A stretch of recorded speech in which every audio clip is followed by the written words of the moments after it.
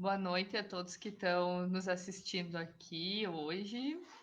A gente está aqui então fazendo a transmissão da terceira live das APG Sul sobre o tema de trabalho e pós-graduação, que vai ser mediado nessa noite então pela APG URGS. As lives das APG elas foram construídas então em parceria com as universidades estaduais e federais da região sul do Brasil, nos estados então do Rio Grande do Sul, do Paraná, de Santa Catarina. Com o intuito, então, que nós, enquanto pós-graduandos, consigamos conversar, trocar as nossas experiências, dar um salto qualitativo nesse momento, assim, que a gente está vivendo da pandemia, de organização das APGs do sul do Brasil. É importante também ressaltar que esse espaço é um espaço autônomo que a gente foi criando, assim, de relação entre as APGs, que no momento inicial ele não foi mediado especificamente pela APG, mas a gente sempre mantém contato no sentido de convidar para participar das nossas lives, das nossas reuniões. Tanto que a gente teve a participação da NPG na nossa live passada sobre a questão da história das APGs e a democracia nas universidades. A gente, então, está entrando na terceira live hoje. A gente já debateu uma primeira live falando sobre a questão tanto do ensino remoto ou EAD, a questão dos prazos na pós-graduação.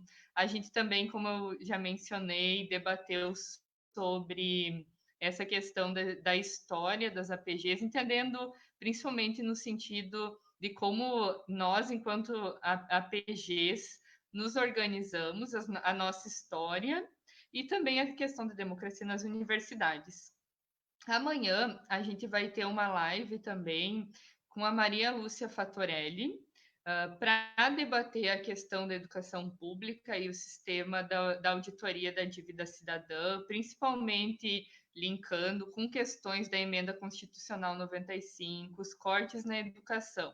Então, a gente já convida desde o início, assim, todos para participarem amanhã da nossa live, que vai ser sediada pela APG da UFSM.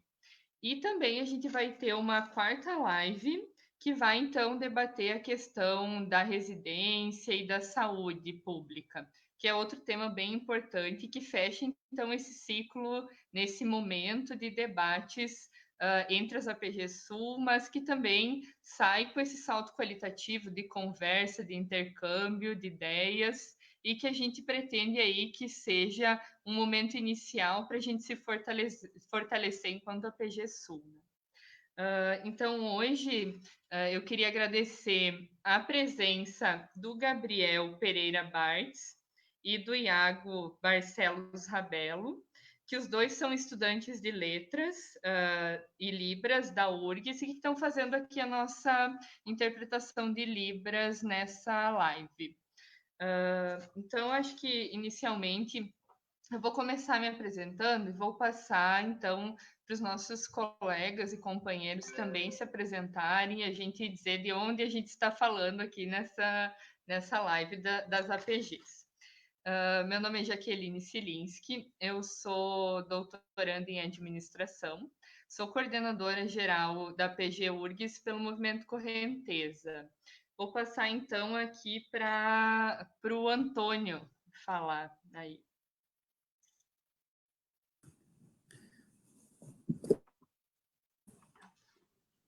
Bom, em primeiro lugar, eu gostaria de me apresentar. Meu nome é Antônio Carlos Gonçalves Filho. Sou membro da atual diretoria da APG da UFPR. Sou doutorando na área de Direitos Humanos e Democracia pela UFPR.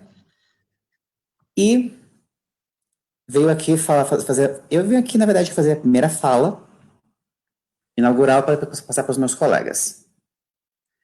Em primeiro lugar, eu gostaria de agradecer essa oportunidade de todos os presentes por terem me feito essas lives, uma iniciativa maravilhosa para todas as APGs do Sul poderem conversar entre si, dividir experiências. E eu também queria Também queria dizer a minha imensa honra de estar representando a APG da UFPR, especificamente nesse evento. Agradeço a nossa presidente Dionia, a nossa vice Ana por terem aberto essa oportunidade e esperamos poder fazer mais eventos assim no futuro. Bom, dito isso, boa tarde a todas, boa tarde a todos. Muito obrigado por estarem aqui para assistir essas falas. Eu quero deixar bem claro para começo de conversa que eu não tenho interesse em dizer que represento absolutamente todas as experiências de todos os meus colegas. Não. Eu venho aqui de maneira a tentar representar algumas das dificuldades em comum que muitos de nós estão tendo, alguns em proporções muito maiores do que de outros. Aliás, muitos em proporções muito maiores do que de outros. Desafios que se tornaram presentes na situação de pandemia, mas outros desafios também que já estavam presentes muito antes da pandemia começar e que foram apenas brutalmente agravados nos últimos meses. Devo deixar claro que a própria situação de um pós-graduando já exige da pessoa uma carga de trabalho não muito diferente da carga que se espera de uma relação de emprego. Temos prazos a cumprir, nós nos comprometemos a ter uma dedicação completa à instituição, aqueles que são bolsistas levam esse tipo de dedicação exclusiva ainda mais a sério. Somos cobrados constantemente para produzir, nós somos, nesse sentido, tanto por nossos superiores hierárquicos, isso é a própria instituição, quanto por nós mesmos. E devemos continuamente mostrar resultados. Aqueles nas áreas da ciência como antropologia, aqueles nas áreas da ciência como ciências exatas, ciências naturais, ainda mais. E também temos uma chance muito razoável de sofrer abusos, de diferentes formas, nas mãos de pessoas em posição de poder muito maiores do que as nossas. E quando isso acontece, nós somos constrangidos a não denunciar, o que trazendo uma insuportável sensação de impotência. Não só para aqueles que estão experimentando esse tipo de situação de abuso, como para aqueles que estão acompanhando acontecer. Nossos colegas que acompanham isso acontecendo. Eu acho que a maioria dos nossos ouvintes aqui podem atestar conhecimento de casos assim, seja por terem escutado já nos primeiros meses da pós, naquelas conversas que se escuta entre alunos ou entre professores, seja por terem sido por pessoas próximas a vocês que passaram por esse tipo de dificuldade, amigos, companheiros, colegas, ou por o fato de vocês próprios terem sido vítimas disso. E há também o risco de desenvolvermos doenças mentais, algo que será explorado mais na fala do dia 22. Ou vermos aquelas que já estão presentes sendo agravadas. Não é muito incomum vermos casos de ansiedade, depressão dentro da pós-graduação, e temos uma sessão delicada temos uma sessão dedicada inteiramente a falar sobre esse tema no ciclo de debates por um bom motivo, é porque é uma coisa extremamente comum. São estresses e conflitos que se assemelham muito às que estão presentes no ambiente tradicional de trabalho, de emprego. Então, quando nós falamos de trabalho e pós-graduação, eu acho interessante ter em mente essas similaridades inegáveis entre as duas áreas. Não é à toa que outros países, trabalho de pesquisa é de fato um trabalho. Não se fala em bolsa, né, em alguns países, se fala literalmente em salário, como se fosse um emprego. Dadas similaridades entre as duas áreas, similaridades que se tornam a linha tão tênue que outros países simplesmente consideram que essa linha não existe. O que diferencia no caso do Brasil, por exemplo, são as justificativas que cada cenário usa para normalizar práticas abusivas. Aqui se fala em produção científica, lá se fala em produção empresarial para gerar lucro, ou desenvolvimento da empresa, ou progresso. Falando aqui mais uma vez de bolsistas, que junto à sua bolsa assinam um contrato implícito de estarem ainda mais sujeitos às exigências e dores que descrevi até agora, só que em proporções ainda maiores. Essa sempre foi a realidade do pós-graduando, seja no mestrado, seja no doutorado. De fato, muitos de nós sequer estariam agora cursando uma pós se não fosse por seus empregos, dependendo de um diploma de pós-graduação para concorrer a uma vaga mais alta em suas empresas, ou para finalmente conseguir aquele concurso público que poderá garantir a eles uma tão sonhada estabilidade financeira. Por mais que muitas instituições demandem de seus alunos uma teórica incondicional paixão pelo meio acadêmico e pela pesquisa científica, é inegável que para vários de nossos colegas os objetivos de obter o diploma são muito mais pragmáticos, mas tão legítimos quanto o de qualquer um de nós, que estaria aqui na pós-graduação por outros motivos. Eu gaguejo um pouquinho, já vou perdoando o nosso tradutor em Libras, ficou sempre por conta disso, mas eu estou quase terminando. As relações entre trabalho e pós-graduação sempre foram, portanto, complexas e interligadas. A situação de pandemia, portanto, além de criar novas dificuldades, ela também nos fez o favor de ampliar aquelas que já estavam presentes. Já havia o risco do pós-graduando perder seu emprego no decorrer do curso. Agora temos empregadores realizando demissões em massa de trabalhadores por conta da pandemia. Pequenos empresários, autônomos, já corriam o risco de fechar seus negócios, e agora eles foram de fato obrigados a fechar seus negócios, seus únicos meios de vida, ou serão obrigados em breve, levando em conta o aumento de casos da região sul, que levou a muitas regiões do sul já a previrem lockdown. Para aqueles que estão trabalhando remotamente, conciliar os horários da pós-graduação com os seus empregos se tornou ainda mais estressante. Porque agora se torna praticamente impossível separar o tempo dedicado aos seus empregos com o período dedicado à pós-graduação. Horários de trabalho se tornaram mais flexíveis e, na sua maioria das vezes, não em favor do empregado. Ainda, o controle de horas mínimas feitas pelo empregado é flexibilizado por conta do trabalho remoto, tornando o sentido da palavra dedicação exclusiva ainda menos realista do que já era, tanto para aqueles em situação de emprego quanto para a situação de pós-graduação.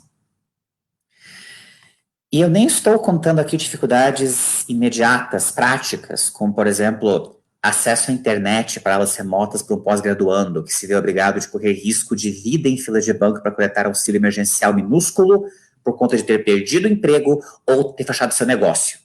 Ou mora numa região em que o acesso à internet já é muito difícil por vários motivos práticos que acontecem, por várias questões estruturais e urbanas.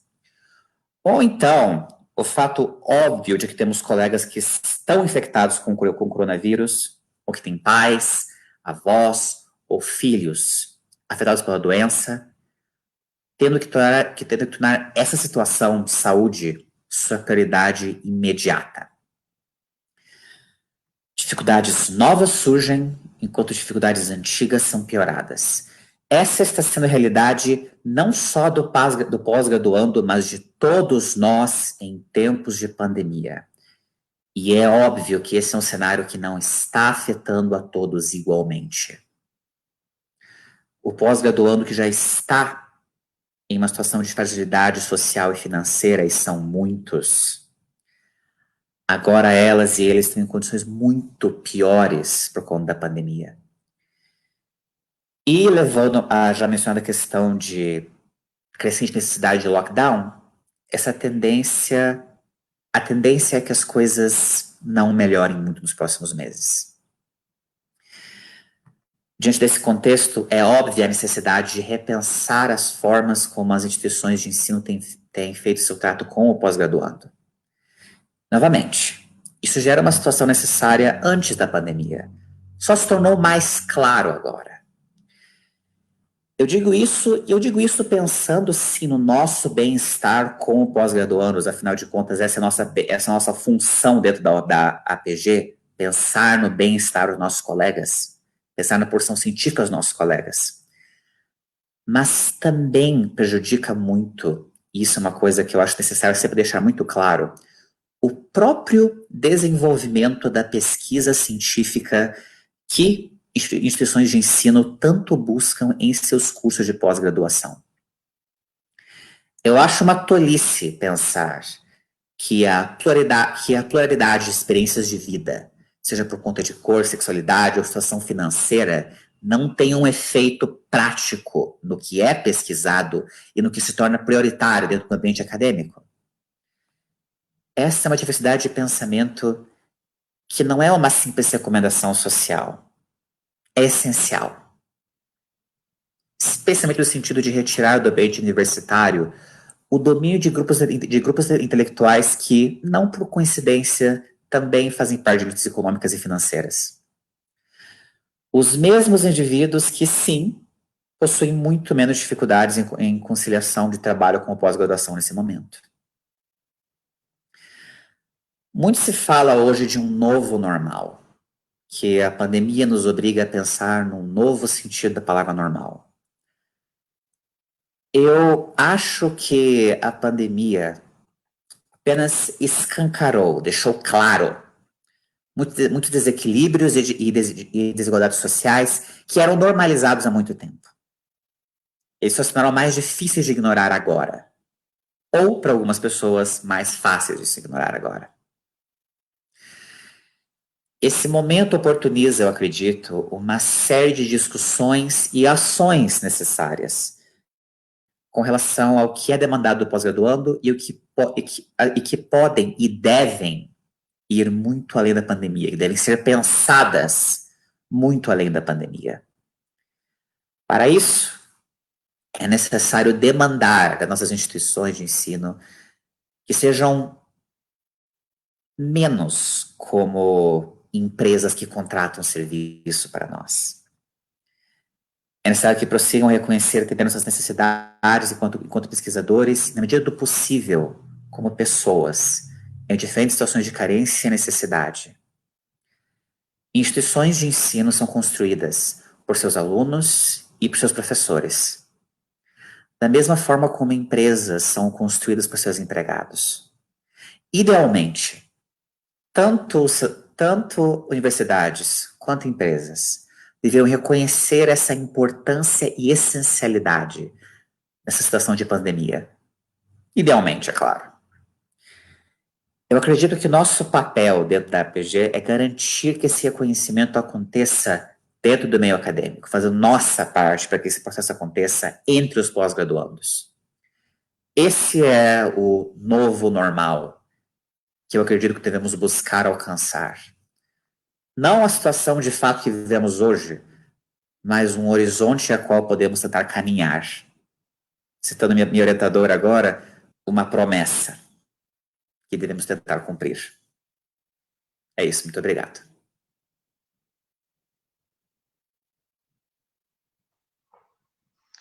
Gente, dando continuidade aqui, eu só queria convidar todos os pós-graduandos, as pós-graduandas que estão aí nos assistindo para comentar essa live, fazer perguntas e assim dinamizar mais o nosso debate, né? Que é muito importante a participação de todas e todos, né? Estava acompanhando aqui, a gente já está tendo uma visualização em torno de 35, 40 pessoas, então a gente está aí aberto para esse debate. Queria agradecer também a Rita, que compartilhou o nosso evento na Escola de Formação Política da Classe Trabalhadora, Vânia Bambirra, a Thaís, que está aí nos dando boa noite, a Paola, da APG UFSC, e todas as APGs aí que estão construindo essas lives, né? Eu vou dar, então, continuidade ao nosso debate, e daí depois eu passo, então, a fala aí para o meu próximo companheiro. Eu vou começar falando um pouco da questão da produção científica no Brasil, né? Que a gente, enquanto pós-graduando, a gente é responsável por mais ou menos 95% da produção científica no Brasil.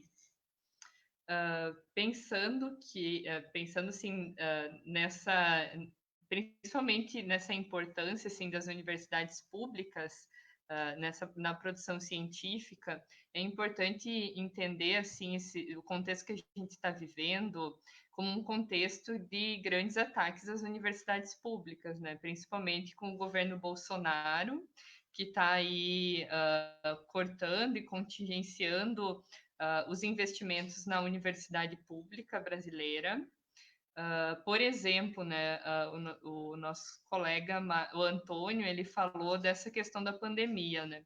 Pandemia agora é um momento que seria muito importante o aumento dos investimentos na universidade pública, mas do contrário, a gente continua com o contingenciamento dos investimentos. E o que tem feito o governo Bolsonaro é investir o dinheiro brasileiro, como, por exemplo, foi veiculado agora na última semana, na Universidade de Oxford, quando ele coloca lá investimentos para testar a vacina e o desenvolvimento da vacina contra o Covid-19. Né? E é importante também, quando a gente pensa assim, nesse debate dos interesses que tem por trás disso, né? O lobby também farmacêutico em relação às vacinas, né? E daí a gente tem, nessa parceria entre o governo brasileiro, a Universidade de Oxford, uma relação também com a global multinacional AstraZeneca. Então, o que eu quero demonstrar com isso é o caráter de submissão do nosso governo, que ao invés de investir na universidade pública com muito potencial, porque desde o início da pandemia a universidade pública vem aí atuando e trabalhando no combate ao coronavírus, a gente tem o contrário, né? O governo Bolsonaro tira os investimentos da universidade pública e investe em outros países, em outras universidades de outros países.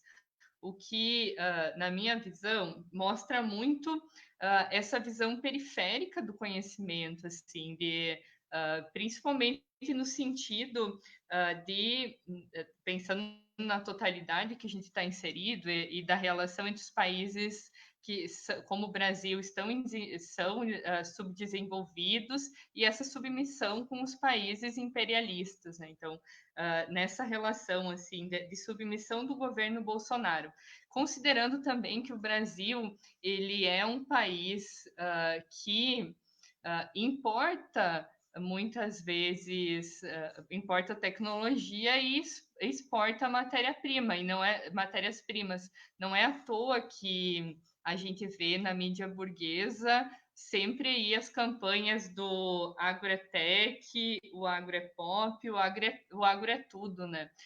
Em detrimento dos investimentos na ciência e da tecnologia. Então a gente vê que não vem do nada assim o que está posto hoje, de muitas vezes a falta de investimento, o atraso, inclusive, da ciência brasileira, porque a educação ela não foi, desde o início, não foi uma prioridade dos governos ou uma prioridade no Brasil. Né?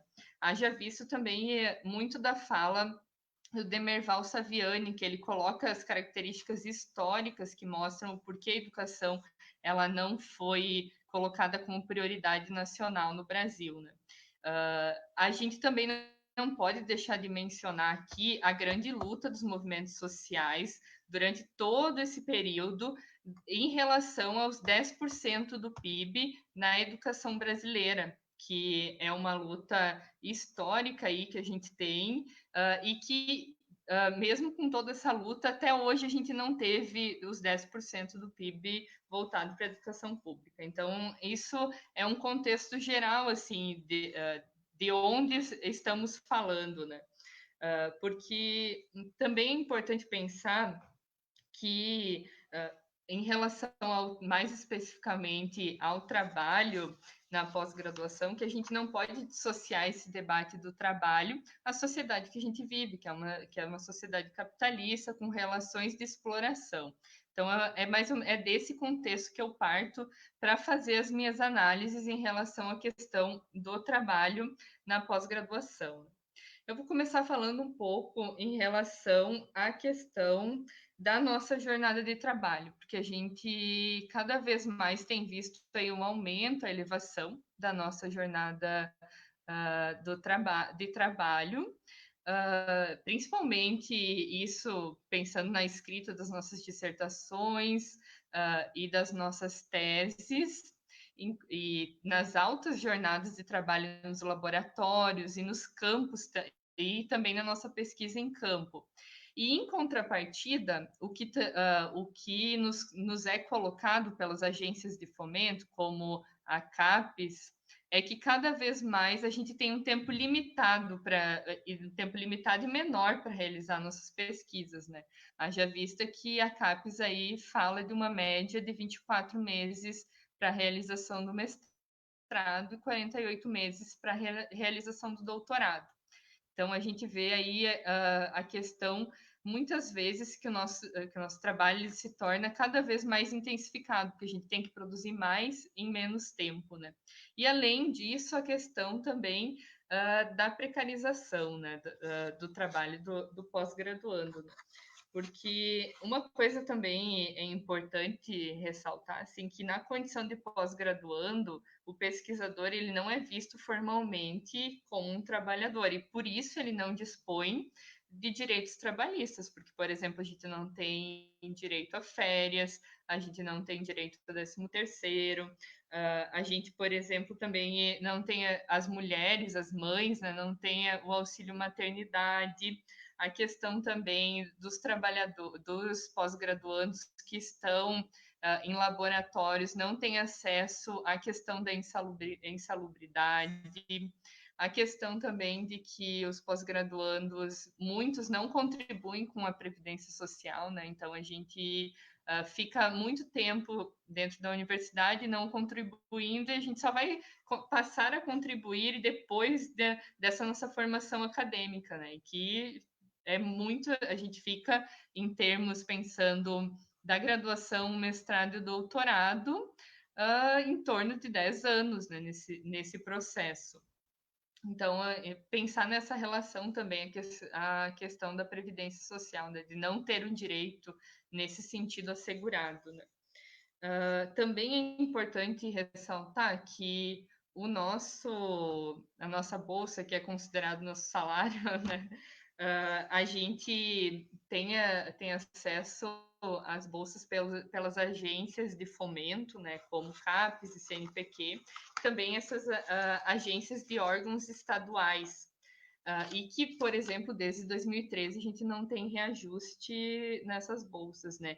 E, em detrimento disso, a gente tem cada vez mais visto aí o corte dessas bolsas, que não vem de hoje, né? Desde 2015 a gente tem percebido aí o aumento, a elevação dos cortes nas bolsas da pós-graduação, o que tem se intensificado no ano de 2020, com o governo Bolsonaro, que fez aí as portarias 18, 20, 21 e 34, que cortaram os investimentos nas bolsas, né? E esse corte é importante ressaltar que não foi só nos programas Conceito CAPES 3, mas ele foi nos programas também ditos de excelência Conceito CAPES 7, né? Então, ter esse panorama aí quando a gente está debatendo.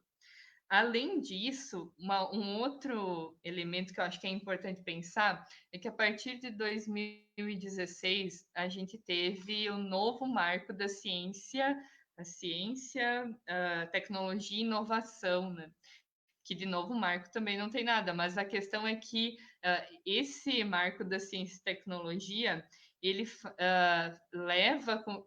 faz muitas vezes investe faz com que os pós-graduandos sejam os captadores de recurso no mercado, que daí essa influência da relação das empresas privadas, porque o pesquisador vai lá individualmente mostrar os seus projetos, e se tiver interesse privado em financiar, então eu coloco investimento nesses projetos de pesquisa e nessas bolsas que virão. Mas, para além disso, toda a estrutura utilizada, ela é uma estrutura pública, e o resultado desse processo de pesquisa, muitas vezes, ele é patenteado por essa empresa privada. Então, é importante entender que o pesquisador isolado se coloca numa relação totalmente voltada aos interesses do capital e os interesses privados para realizar sua pesquisa a partir desse novo marco da ciência e tecnologia, né, em muitos casos. Também associado a esse contexto que eu estou falando, assim, é importante a gente pensar, daí que também o Antônio comentou, que eu acho um debate importante, assim, que é a questão da demanda por produtividade na pós-graduação, né? E essa demanda, ela não vem do nada, mas ela está relacionada a essa sociedade que a gente vive, que é uma sociedade que cada vez mais busca a elevação dos índices de produtividade em detrimento da vida do trabalhador, né? E é mais ou menos isso que a gente sente também na pós-graduação, com essas demandas produtivas, né? E que elas também geram, como a gente debate assim na pós-graduação, a questão da ansiedade e da depressão. Em muitos casos também, colegas nossos da pós-graduação que cometem suicídio, né? Mas a questão é que esse adoecimento psíquico, ele não é por acaso, mas ele é relacionado a esse crescimento do produtivismo, que eu falei anteriormente, né? Porque o que acontece? Se prevalece essa lógica da produção quantitativa em detrimento da qualidade das nossas pesquisas e a qualidade das nossas reflexões. Essa pressão pela produção e pela publicação, ela também tem uma relação assim que reverbera no nosso ambiente de trabalho, que é a questão do crescimento da meritocracia e do individualismo na pós-graduação, né? Porque a questão do individualismo, ele ser reforçado, é que cabe a cada um individualmente o mérito do seu êxito. E a cada um também resolver os seus problemas nesse processo de pesquisa, né? Então, se torna toda a culpabilização no indivíduo, né? E acaba também que é uma relação mais geral, assim, da fragmentação dos trabalhadores, em nível mais macro, a gente também sente essa fragmentação nos espaços de representação e essa dificuldade de ter os debates coletivos e de organização dos pós-graduandos. Agora, é claro que tem aí, com todo esse processo que a gente está vivendo, a gente tem percebido em muitos espaços desses coágulos de sociabilidade, né, dos estudantes aí passando a se organizar nas associações, passando a também participar mais ativamente desses espaços de representação. Porque ao mesmo tempo que a gente sente com mais força essas contradições, a gente passa também a pensar modos assim de passar a se organizar e debater isso coletivamente, né? Então, acho que é importante também pensar nisso. Eu acho que, assim, só agora, nesse sentido, tem dois debates ainda que eu quero só colocar aqui, que também eu acho que são debates importantes, que, associado a essa questão da lógica do produtivismo, pensar que a gente, enquanto pós-graduando, tem as agências reguladoras, né, como a CAPES e o CNPq, e a CAPES especificamente é ela que organiza todo o sistema de avaliação, né, na pós-graduação. E, para além disso, também, quais são as revistas que são consideradas as melhores revistas e outras nem tanto, né? E daí cabe, assim, um parênteses para a gente depois debater, que é a questão de por que a maioria das revistas considerada Qualis A1 aqui são revistas de outros países, em geral, esses países capitalistas e que têm que acabam por subjugar os países que são os países dependentes, né? E por que o Brasil tem poucas revistas, né, com Qualis A1, né, em todas as áreas? Também associado a esse debate, assim, a questão de que as nossas publicações nesse debate da qualificação são em língua inglesa, né? E por que língua inglesa? E também a questão de que, e outro debate, acho que associado a isso, assim, é que quando a gente vai publicar o que nós produzimos nacionalmente, nessas outras revistas que a gente pode chamar de estrangeiras, né, e não internacionais, porque na pós-graduação nos colocam como as revistas internacionais dos top journals, mas é importante pensar que, além de muitas vezes a gente precisar pagar para publicar nessas revistas ditas A1, nessa qualificação, a gente, além disso, quando vai ler o que a gente mesmo produziu no Brasil, acessar isso, a gente vai precisar fazer o pagamento também dessa publicação, que muitas vezes foi o nosso colega que fez, ou nós mesmos. Então, esse é um debate interessante também. Eu acho que, para finalizar, que eu acho que eu acabei passando um pouco no tempo, mas é só para comentar que esse debate não pode ser dissociado de que tipo de universidade que a gente está inserido, qual conhecimento que a gente produz, né? E nunca dissociar isso do modo de produção capitalista, né? Acho que é isso para concluir. Eu passo a palavra aí para o Marcos. Isso aí, gente. Boa noite. Boa noite. Os colegas já colocaram questões importantes para a gente ir pensando, né? Mais uma vez agradeço, acho que um trabalho que as APGs da região sul vem fazendo, e aí agradeço a nós, na verdade, né?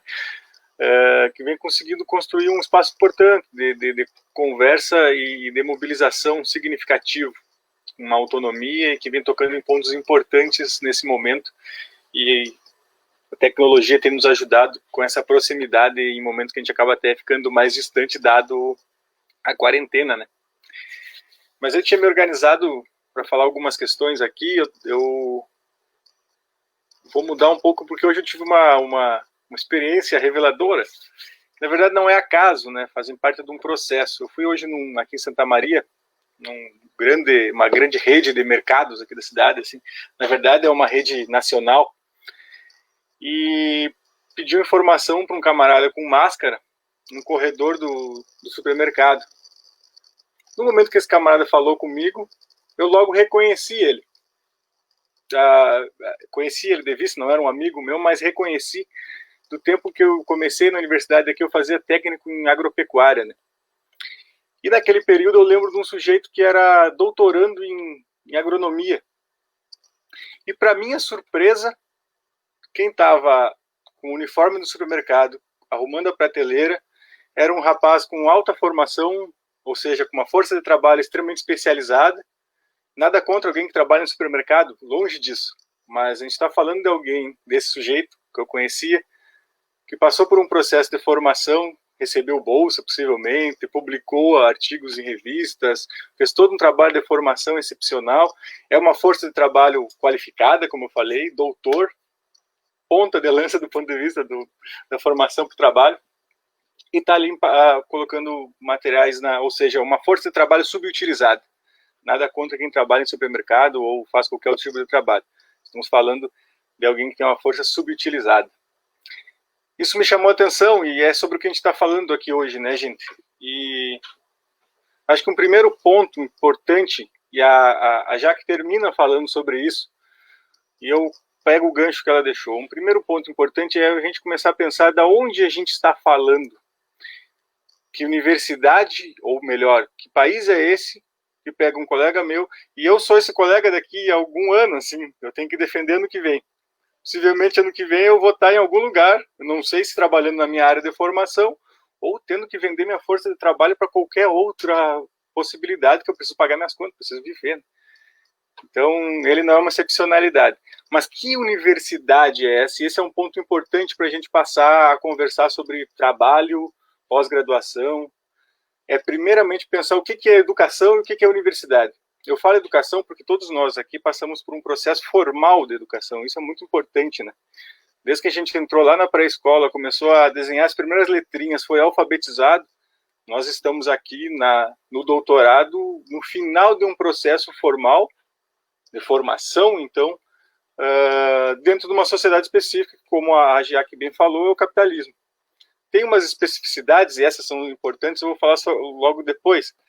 Mas a educação, desse ponto de vista formal, daquela que a gente faz parte, aquela que esse colega meu se formou, tem uma objetividade, que é formar força de trabalho especializada. Um engenheiro é uma força de trabalho especializada, não tem nada de glamuroso nisso, não tem nada de glamuroso em alguém como o Victor que se formou em filosofia. Ele é uma força de trabalho especializada para trabalhar na área da filosofia, assim como eu. Então esse é um processo de formação formal, que forma força de trabalho para ser utilizada. Isso é o que a universidade faz. Então essa é a universidade que a gente está falando, não tem nada de glamuroso aí. A gente simplesmente passa por um processo e está chegando ao final dele e agora encontra então uma outra realidade. Eu falo outra realidade porque eu lembro que desde piá eu ouvia, eu sou, como a maior parte dos estudantes da universidade brasileira, faço parte daqueles 70% que recebe até um salário e meio per capita por pessoa, né? Então sou filho da classe trabalhadora, sempre ouvia a família dizer, meu filho, a gente não tem nada para te dar, mas tem educação. Estudar era garantir um processo de melhores condições de vida no futuro. Nós estamos vivendo um momento em que isso cai por terra, dado que nós nos formamos e encontramos o desemprego. Então esse é um dado importante. Não dá para a gente ficar imaginando uma universidade que seria ou que poderia ser. Essa universidade que a gente tem passa por um momento de crise muito importante e que nós, nesse processo específico, e algumas coisas já que o Antônio já tocaram, e possivelmente o Douglas e o Victor depois vão aprofundar melhor ainda, nós vivemos num momento em que a universidade pública brasileira é quase supérflua, quase desnecessária, dada a maior parte dos estudantes brasileiros serem formados na graduação em universidades privadas, e isso, se a gente olhar para o UNE, FIES, há uma transferência de dinheiro, de valor, de dinheiro específico do setor público para o setor privado gigantesco, isso é o que tem sido central nos últimos anos no Brasil. Então essa é a conjuntura da universidade que a gente vem vivendo, e que nós somos parte dela, ou seja, uma universidade que passa a formar um exército, uma força de trabalho reserva gigantesca que não está sendo absorvida por um... Até tem uma colega que fez uma pergunta ali, a Melody, né, sobre o agro é tech, o agro é pop, o agro é tudo. Nós estamos vivendo uma sociedade que forma, por exemplo, nos IFES, um exército de pessoas com força técnica, formados para trabalho e que não encontram emprego, dada essa reprimarização da economia brasileira. Eu vou jogando esses elementos para a gente conversar, porque a partir disso o que a gente está vivendo, e me parece que é uma crise desse modelo da universidade assistencialista, uma crise desse modelo da universidade que forma, parece que descolado da realidade. A realidade é, nós não somos Europa, nós não somos um país central, nós somos um país subdesenvolvido, dependente, com especificidades econômicas muito bem definidas, que especialmente exploram de forma exacerbada a força de trabalho, da forma a superexplorar a força de trabalho. É isso que faz com que a maior parte dos formados, os graduandos que trabalham na sua área de formação no Brasil hoje, recebam até R$ 2.600. Essa é a média geral da maior parte dos graduados que estão trabalhando na sua área de formação, sendo que apenas 35% dessas pessoas trabalham na sua área de formação. Isso são dados tem até a página que eu posso enviar depois para a gente ver lá do DIEESE. Então essa é um pouco a conjuntura que a gente tem que pensar a universidade e pensar enquanto nós aqui que estamos na APG, eu espero que a NPG esteja assistindo isso também, porque o debate é central. Qual é a nossa função, dado que vemos uma universidade em crise? E mais, não é só uma universidade. O processo de crise, que não é só da pandemia, a pandemia só potencializa a crise econômica que se instaura desde 2008 com maior força, mas esse processo de crise mostra para nós que a universidade não é um lugar diferente do resto da sociedade, em que aqui se é mais explorado, em que aqui se sofre mais ou se sofre menos. Essa crise da universidade nos leva a ter que pensar problemas que são candentes da sociedade, do Brasil e desse patamar do ponto de vista de um país subdesenvolvido e dependente. Eu não vou me alongar muito, joguei alguns elementos aqui, algumas questões, para fechar dizer, nós temos que pensar questões estruturais da universidade, questões estruturais do nosso país, e não apenas da universidade, aquilo que afeta os estudantes da pós-graduação e da graduação, são questões estruturais de um país subdesenvolvido e dependente. São esses os limites que se apresentam a nós. Eu fecho a minha fala aqui, para depois a gente abrir para a conversa, e acho que a coisa fica mais interessante, inclusive com as perguntas que os colegas vão colocando ali no chat. Ali. E me calo por aqui. Passo para os colegas, passo para a Jaque, que está mediando.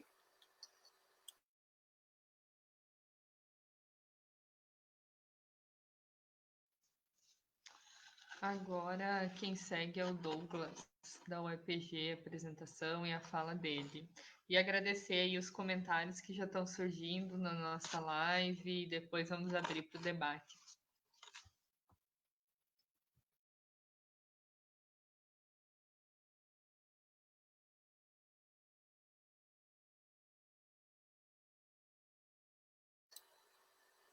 Douglas, só abriu... Aí. Beleza, acho que a Jaque liberou o microfone agora.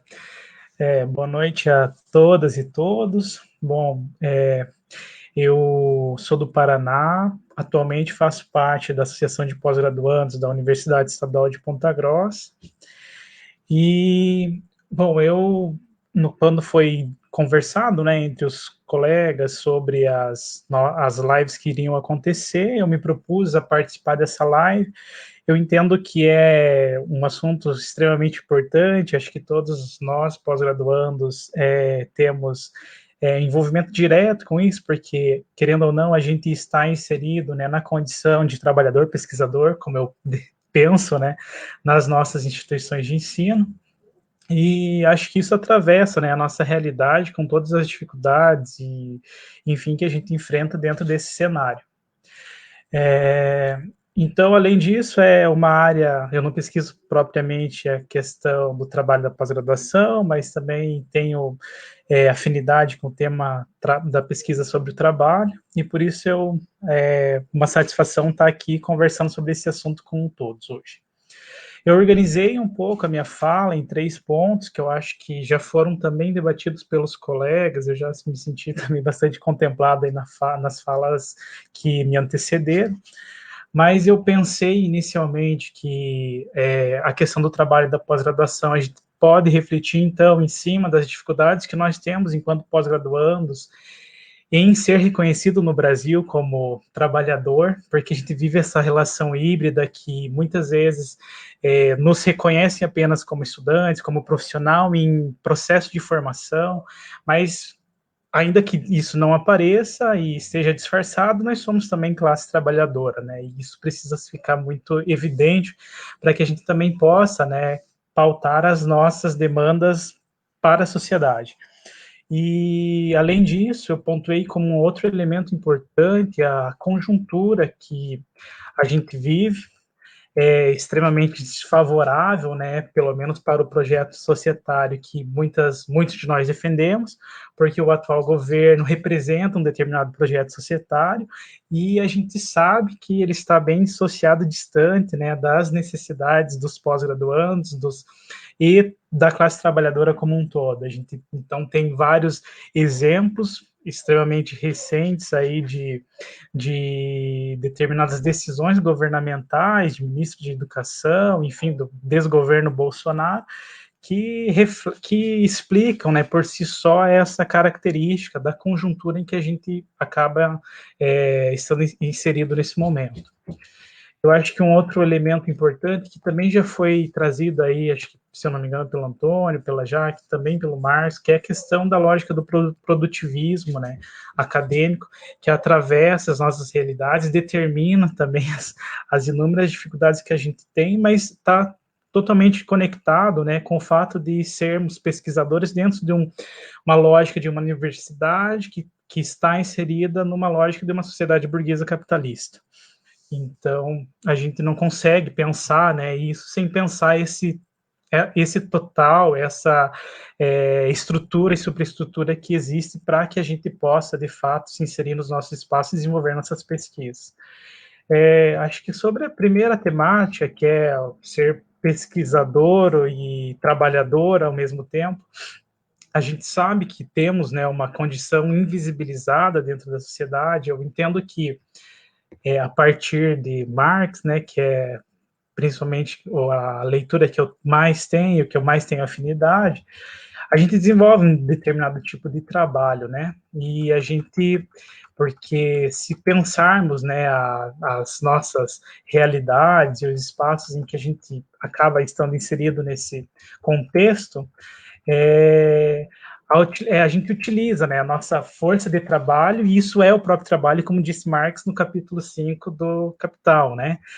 E a gente tanto é trabalhador por essa perspectiva que a gente põe as nossas energias, nesse caso de pesquisador, para cumprir uma determinada atividade, né?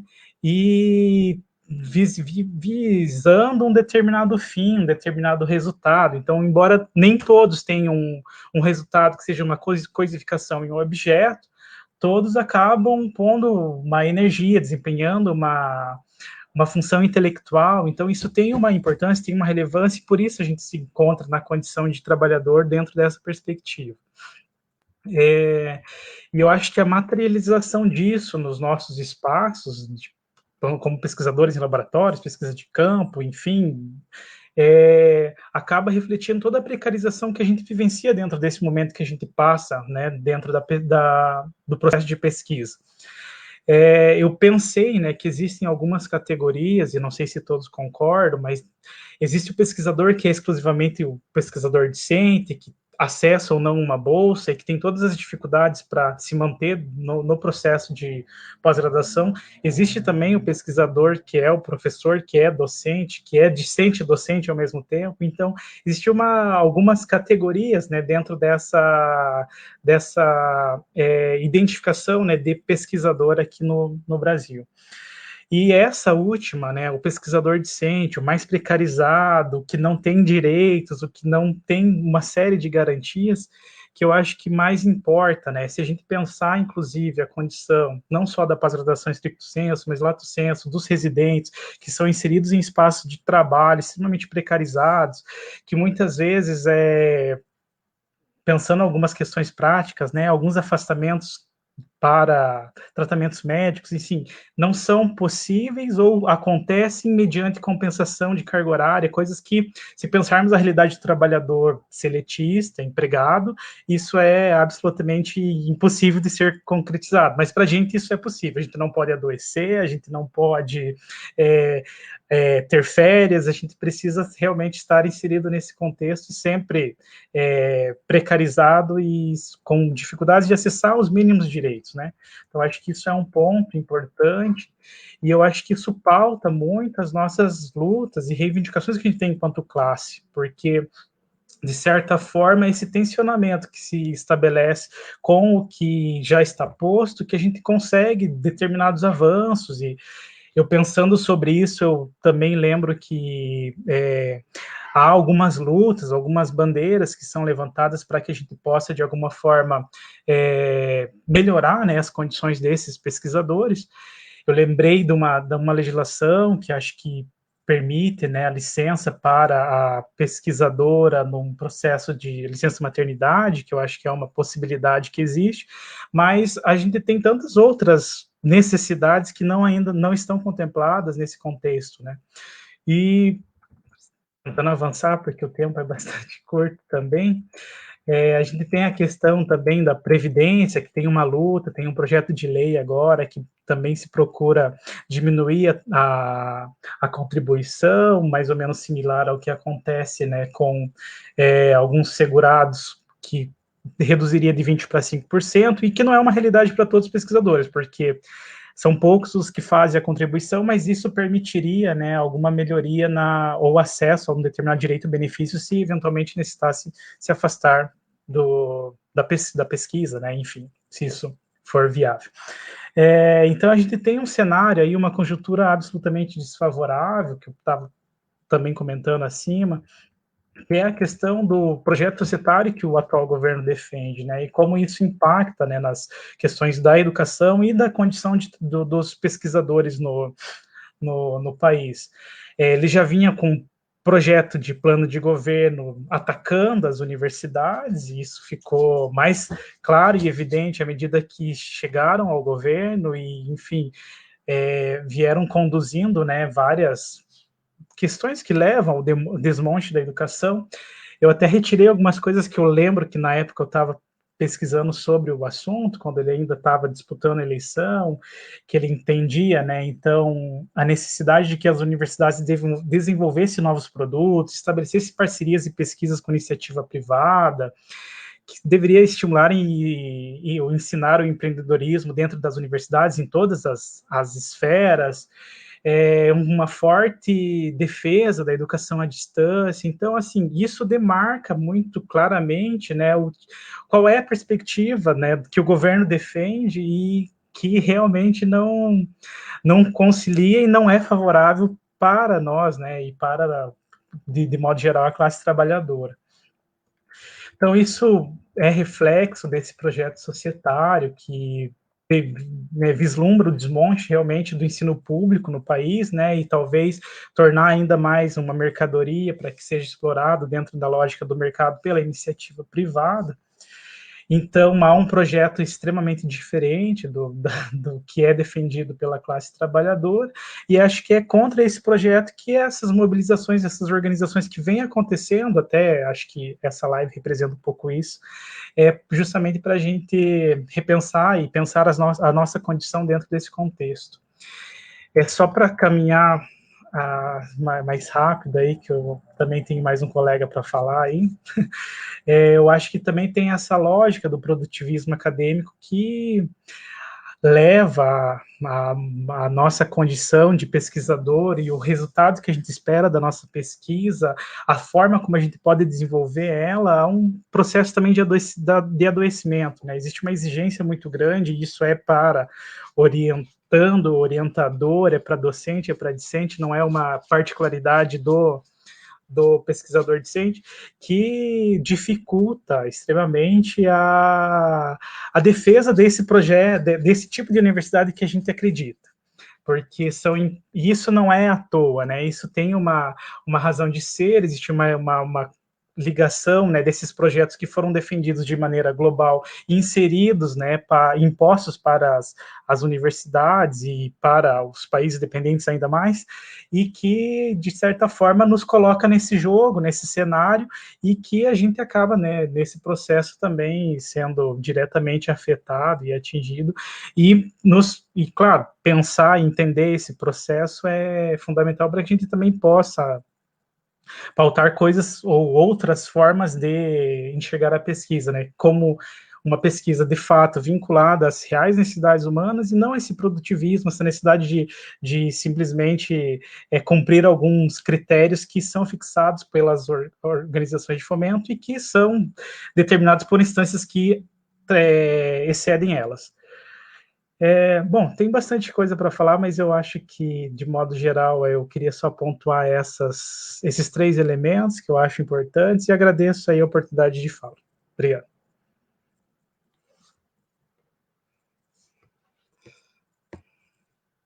Segue lá, Victor, da PG UFSC.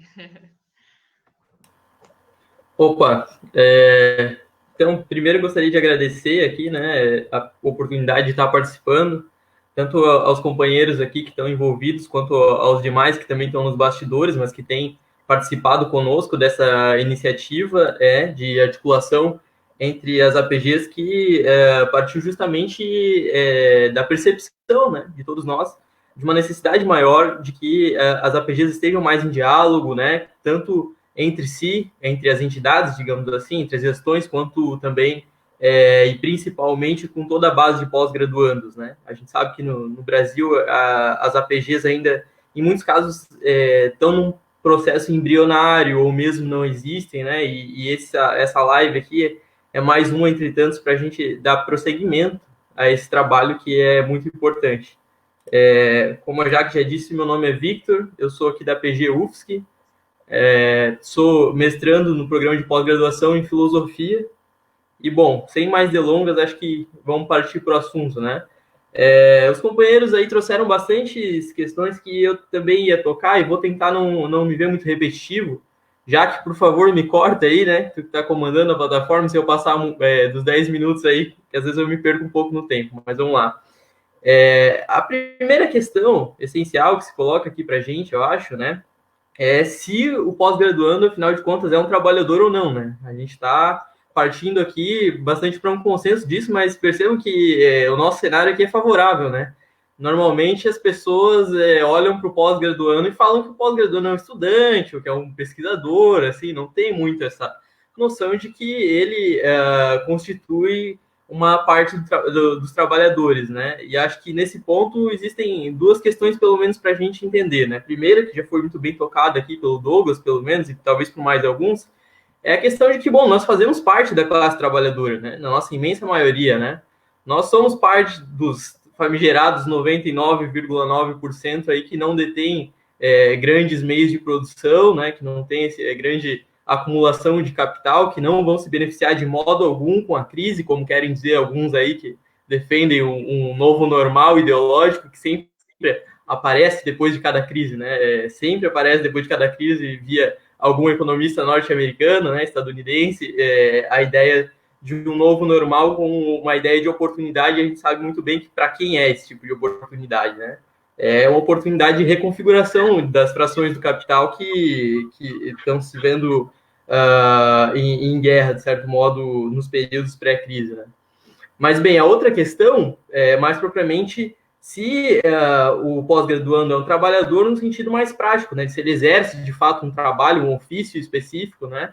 E qual que é a sua relação com esse trabalho, né? Então, é muito óbvio, eu acho, né? Para qualquer um que estude um pouco a questão, que sim, a gente exerce algum tipo de trabalho, né? A gente tem diversos produtos, tanto que a gente falou muito aqui hoje em produtivismo, né? A gente tem enfim, diversos resultados do nosso trabalho. A gente exerce um esforço tremendo, tanto no estudo quanto na pesquisa, para conseguir obter isso, né? E aí, qual que é a questão, talvez, mais central para a gente pensar sobre a nossa condição atual enquanto trabalhador, né? A relação que nós temos com o nosso trabalho, né? E muitas vezes, apesar de a pós-graduação, né, o pós-graduando, enfim, ter uma dinâmica diferente do mercado de trabalho comum, onde estão a imensa maioria dos trabalhadores, a gente tem elementos comuns também, né? Então, a apropriação do nosso tempo de estudo e pesquisa pela iniciativa privada, por exemplo, é algo bastante comum dentro das universidades, né? Em especial quando nos detemos à seara tecnológica, isso é gritante, não é? Nós temos, por exemplo, diversos regressos nos últimos anos, né? Desde os governos petistas, com as questões de patentes, que acabam muitas vezes se apropriando dos resultados das nossas pesquisas, né? Nós temos muitos trabalhos aí que ocorrem de modo ultra secreto junto à iniciativa privada dentro dos nossos laboratórios, consumindo desde as bolsas de iniciação científica até as bolsas de PNPD, né, de pós-doutorado, e mesmo de todos aqueles que não têm bolsas, de modo que muitas vezes há uma alienação gigantesca do nosso trabalho, né? Esse é um ponto central do pós-graduando, né? E um outro ponto que também está muito relacionado, mas que não diz propriamente respeito a uma produção material mais palpável, concreta, é o da esfera ideológica, né? Então, principalmente para nós que somos das áreas de humanidades, mas não exclusivamente para nós, né?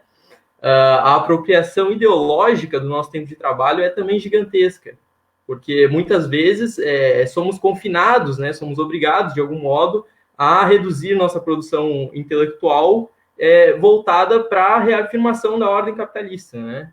E mesmo quando nós nadamos contra a maré, sabemos que somos uma minoria, né? Dentro da universidade, ao contrário do que se mistificou, não há um antro de marxistas, não há um domínio do marxismo cultural, qualquer coisa desse tipo, né? Quem me dera fosse, né? Quem me dera fosse, talvez seria uma coisa um pouco melhor, assim. Não me refiro propriamente ao marxismo, porque também aqui não estou na condição de falar só com o Victor, né? Estou aqui representando a minha APG, mas, enfim, quem nos dera a gente estivesse numa condição avançada, né? Da esquerda dentro da universidade, pensando mais fortemente novos projetos de universidades voltados para a sociedade, né? Enfim, o que acontece para além dessa condição de trabalhador, né, que é o primeiro ponto que eu queria tocar, a gente tem que avaliar também como é que é a condição do trabalhador, não só porque ele é trabalhador, né, que era o meu primeiro ponto, melhor dizendo, mas também como é que ele está concretamente dada a condição do trabalho, né.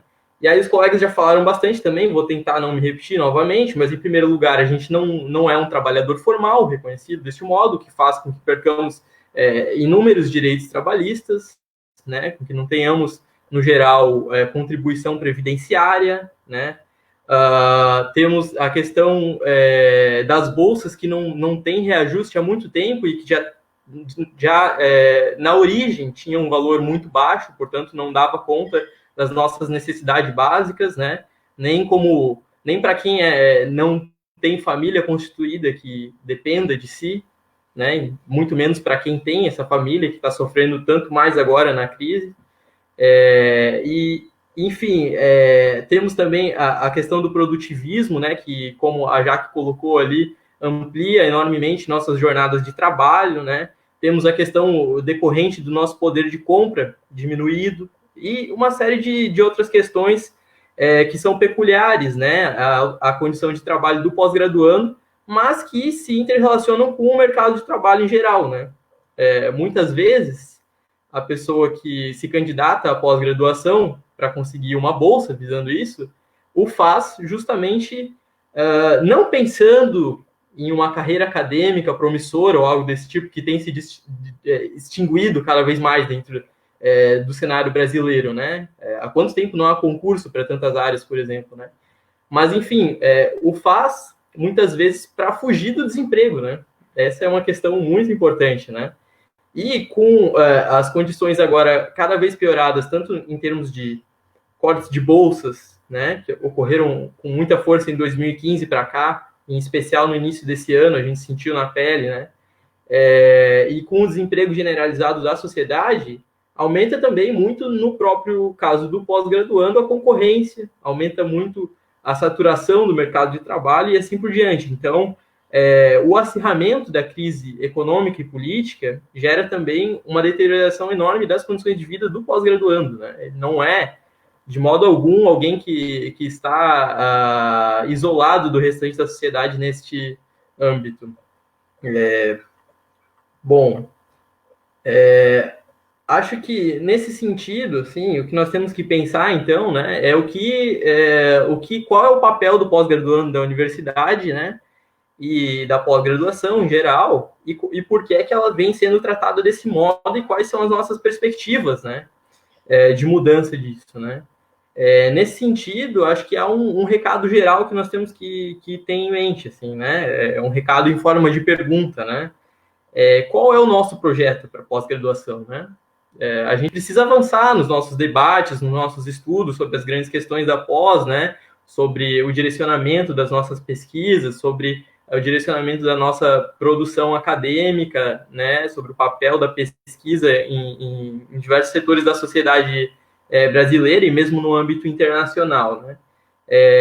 O que a gente tem, por exemplo, para oferecer como alternativa aos erros gigantescos que vêm sendo cometidos pela CAPES, pelo CNPq, pelas fundações ditas de amparo à pesquisa, que muitas vezes, na verdade, desamparam a pesquisa, como é o caso agora, preciso dizer, da situação da FAPESC no estado de Santa Catarina, né, que vem negando aos estudantes a possibilidade de prorrogação das bolsas, mesmo que essas bolsas tenham uma vinculação financeira com a CAPES e, portanto, não prejudicariam o orçamento da FAPESC, tratando-se de uma questão meramente ideológica, né? Enfim, qual então é a nossa alternativa para isso, né? Eu acho que nesse momento aqui, mais do que dar uma resposta direta a isso, né, que demandaria muito debate, a gente tem que fazer com que esse debate chegue na base da pós-graduação, porque não basta que nós estejamos aqui debatendo como gestões, né, melhor dizendo, das nossas APGs. É preciso que esse debate chegue com qualidade e com senso crítico a todos os pós-graduandos, né? E é nesse sentido, portanto, que a gente caminha aqui.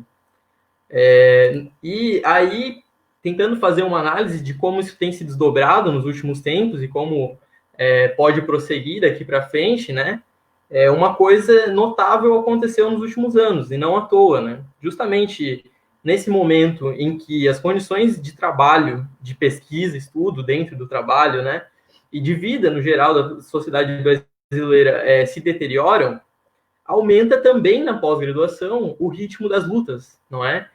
Os cortes de bolsas, né? Os problemas com investimento estrutural dentro da universidade, né? Crise orçamentária da universidade, tudo isso bate na porta do pós-graduando que, de repente, já não tem mais aquele pouco de tranquilidade que ele tinha por algum momento, né? Que não tem mais também uma perspectiva muito grande de conseguir continuar sua carreira na modalidade acadêmica. E começa, então, a se mobilizar. Logicamente que só a crise não é suficiente para uma mobilização, de modo algum. É necessário que hajam, justamente, né, as APGs, que hajam, enfim, uma camada mobilizada de estudantes que contagie o restante dos estudantes para alavancar esse processo e conseguir marchar rumo a vitórias, né?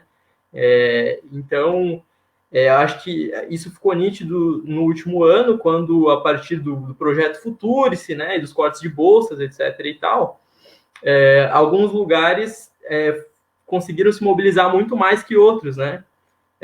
E isso apesar de os cortes e, enfim, a maneira com que toda essa situação afeta as universidades ser nacional, né? Generalizada para a nação inteira, né? Então, é muito importante que haja justamente, como eu mencionei anteriormente, esse processo embrionário das APGs e que a gente esteja se fortalecendo nesse sentido, né? Tentando caminhar um pouco aqui para o final da fala, então, eu acho que a gente tem que pensar justamente no avanço da luta agora, né? Como eu disse lá no início, há uma grande demanda por articulação entre as APGs, tanto para compreender melhor o cenário da pós-graduação brasileira, da pesquisa brasileira, da educação brasileira, como para lutar propriamente por suas demandas comuns, né?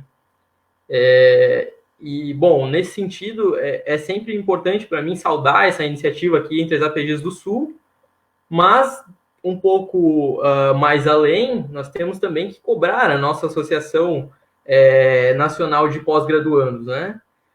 A gente percebe que a NPG hoje tem de um modo mais ou menos análogo ao UNE, né? Ignorado algumas questões muito importantes para nós. E no nosso último ano aqui na UFSC, nosso processo de luta, em que nós fizemos um grande apelo para a NPG, para que nos apoiasse no intuito de nacionalização dessa greve, não recebemos o devido apoio, não é? Não conseguimos a articulação através dela que buscávamos. Portanto, se faz mais do que essencial nesse momento que as APGs se articulem de baixo para cima, né? Batendo nessa tecla e cobrando justamente a nossa associação nacional nesse sentido, né? Mais do que isso, se faz necessário dentro de cada instituição superior, né, de ensino e pesquisa, que também se articulem as categorias, né? Nós não podemos achar que, de qualquer modo, dentro da universidade, os pós-graduandos sozinhos vão dar conta, tanto porque eles não são a massa da universidade, quanto porque eles não estão abrangidos em todos os processos dentro da universidade, né?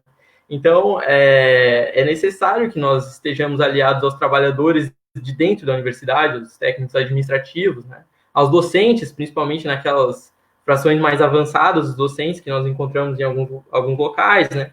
E, logicamente, a todos os estudantes, né? Os estudantes de graduação aí que são ponta de lança de qualquer mobilização estudantil, e exemplo que temos tentado seguir mais de perto e sempre numa numa relação que possibilite justamente o avanço dessas lutas, né?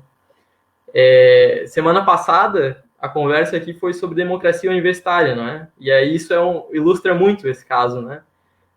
Seja dentro dos conselhos, dos âmbitos mais burocráticos da universidade, ou seja por fora, nas lutas mais massivas, nós temos que ter noção de que a democracia universitária ela não vai se fazer de fato, concretamente, sem que haja uma articulação entre essas categorias, né?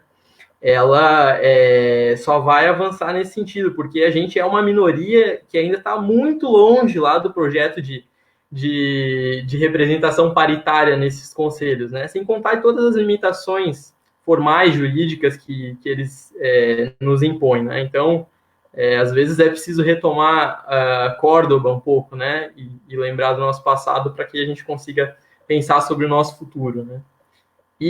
Bom, em última instância, essa articulação entre as categorias da universidade, ela precisa ser uma articulação com a classe trabalhadora em geral, né? Por uma universidade que responda à classe trabalhadora, inclusive, né?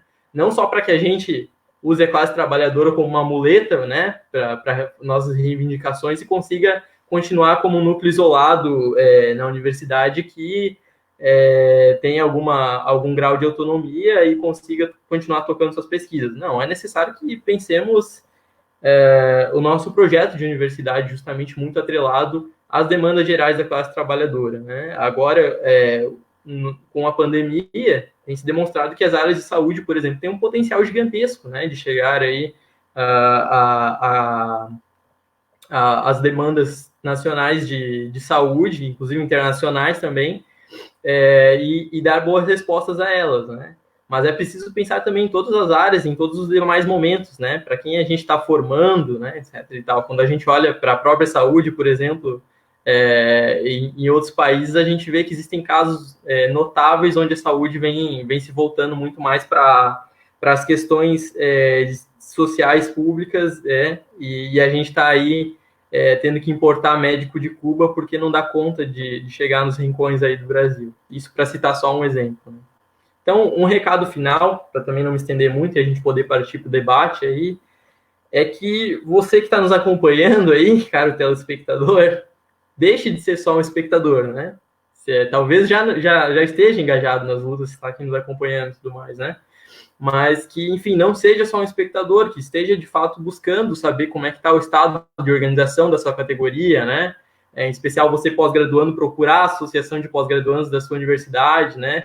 Se ela não existir, pensar sobre a fundação dela, conversar com todos aqui que estão, com certeza, abertos a esse debate, né? Através das redes aí, das mídias, das nossas associações de pós-graduandos, para começar a entender um pouco melhor esse cenário, né, e poder contribuir conosco também, porque sem mobilização, como a Jaque chamava atenção ali antes, né, pela via individual, não haverá qualquer perspectiva de vitória. Nós temos que entender que todos os problemas que nós temos enquanto classe de pós-graduandos aqui, eles estão intimamente relacionados com a crise política e econômica que se impõe no Brasil e que se reflete agora como crise universitária, para a qual a direita se articula muito bem para impor o seu projeto, né? Tanto é que acabamos de lutar contra o Futuris no ano passado aí, né?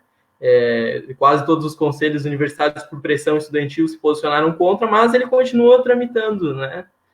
Nas nossas instâncias políticas aí, nacionais. Então, é necessário, de fato, uma mobilização estudantil que tenha consciência de classe para que a gente consiga romper com um paradigma de universidade apartado das demandas sociais. Acho que é isso que eu tinha para falar. Desculpem se eu passei do tempo, espero não ter passado. E vamos para o debate aí agora.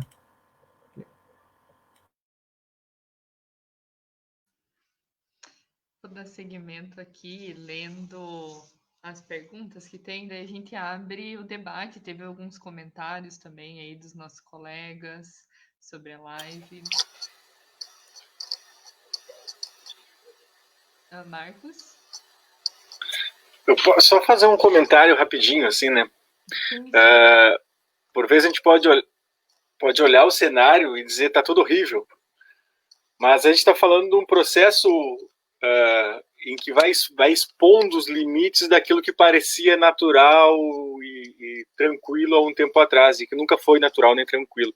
Só vou dar um exemplo. Eu estou fazendo doutorado em educação, na área de políticas educacionais, e olhando especificamente as políticas para o ensino superior. E eu posso dizer com toda a tranquilidade que todas as políticas dos IFES, a expansão via Reúne, ProUni, todas essas políticas dos últimos governos petistas têm uma base fundamental em dois autores liberais. Então, toda a nossa esquerda que produziu, teoricamente, sobre as universidades, sobre o desenvolvimento da educação, se basearam num texto clássico do Schumpeter, a teoria do desenvolvimento, e do Schultz lá, com aquele investimento do povo. Então, isso, para nós, também é positivo, e eu faço coro com o que o Vitor está colocando, abre um flanco de que a gente pare de acreditar em ilusões de acordo, de desenvolvimento do nosso país, do ponto de vista do lugar que ele ocupa no capitalismo mundial. Então eu faço coro no sentido de que alguns pontos foram levantados aqui na conversa, a gente vai chegar neles, mas a necessidade de a gente pensar a educação a partir da realidade efetiva desse nosso país aqui nos leva a ter que fazer esse processo de mobilização. E eu acho que a crise, nesse momento que a gente vive, leva a isso, Victor, a que a gente precise se mobilizar, que a gente ache os nossos pares, e não só os pares no sentido de categoria, mas nos colocando enquanto classe trabalhadora. Acho que o Victor chamou, e o Douglas também, é um ponto muito importante. Nós somos trabalhadores, por mais que não formais, né? Então só jogo esses elementos para a gente conversar e dizer que o momento de crise ele é oportuno porque tira dos nossos olhos um monte de ilusão que vem sendo regra do do ponto de vista especialmente do movimento estudantil.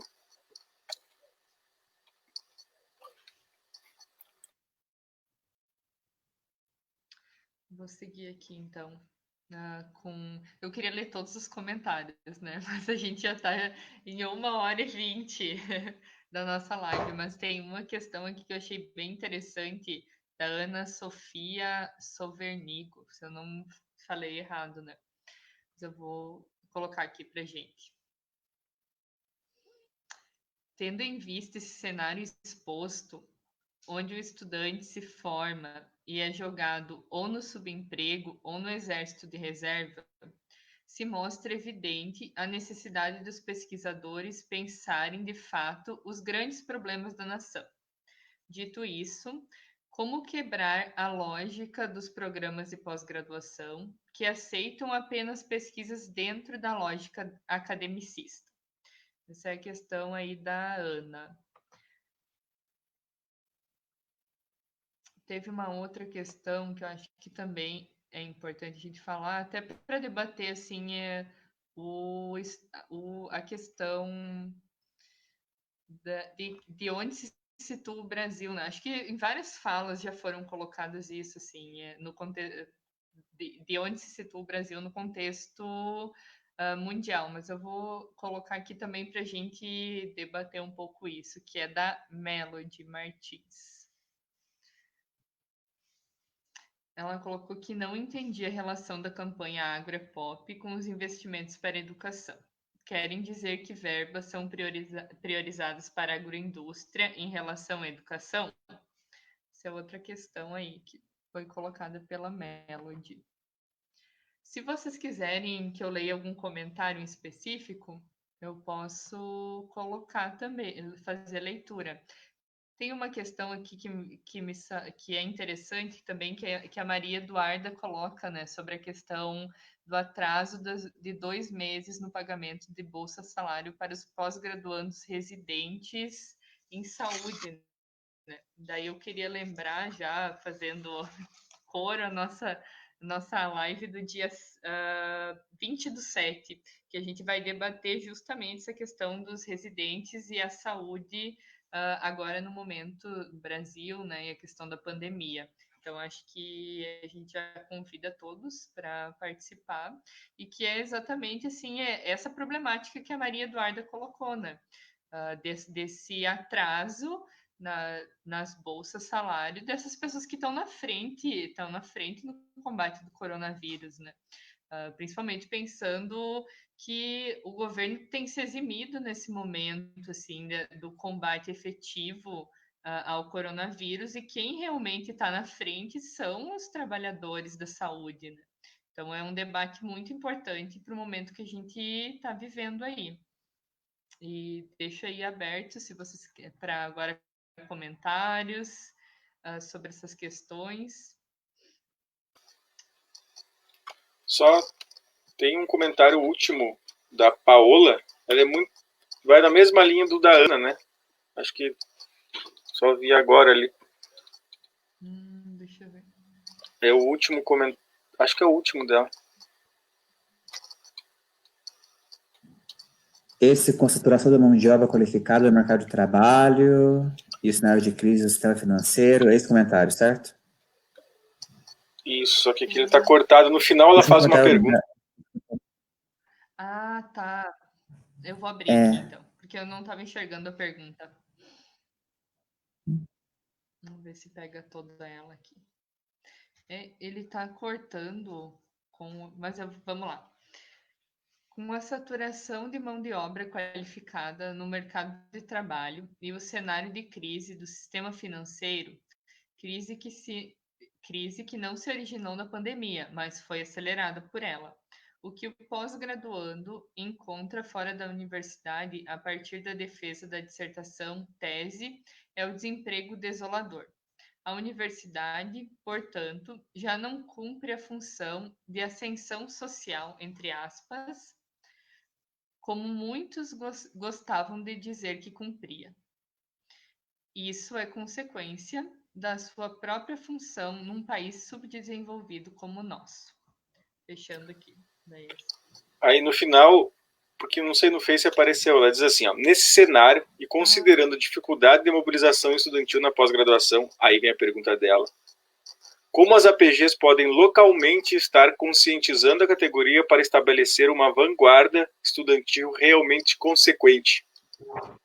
Por isso que eu digo que faz sentido com o que a outra colega tinha colocado. Vamos lá, então, acho que está aberto. Eu queria só ser o primeiro a pontuar, na verdade, porque tem muita coisa para se falar sobre esse assunto, na verdade. Em primeiro lugar, uma coisa que eu estava querendo colocar de forma menos direta, só que os meus colegas foram mais diretos nisso, e foi muito bom terem feito isso de fato. Vou deixar claro, pós-graduação, para todos os efeitos, é de fato trabalho.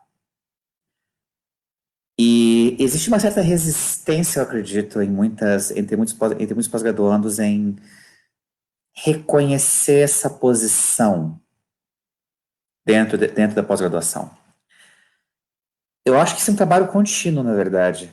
Estratégias que podem ser comentadas, como a Paula tinha perguntado, são várias. Isso se envolve tanto a ações diretas das APG, no sentido de tentar conversar com os pós-graduandos, processo de conscientização dos pós-graduandos, coisas que deviam ser feitas, na verdade, logo no começo, quando os pós-graduandos já estão entrando na universidade.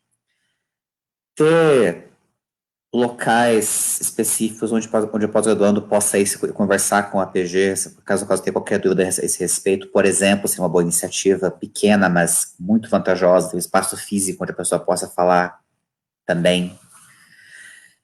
E, claro, um processo contínuo de campanha para exercer esse tipo de diálogo.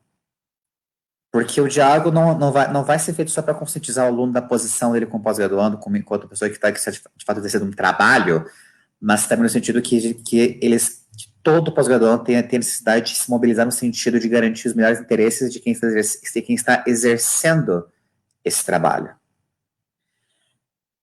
E isso pode acontecer tanto dialogando diretamente, tanto em conjunto com a própria instituição, com os próprios professores, mas muitas vezes também vai ser no sentido de admitir essa tensão que existe nas relações de poder da universidade. Vai ser tanto trabalhando tanto no sentido de se posicionar contra algumas certas posições da instituição. No que a Ana Sofia tinha pontuado, Isso também, eu acredito, é uma forma de quebrar uma lógica de programa de pós-graduação, no sentido de aceitar apenas pesquisa dentro da lógica academicista.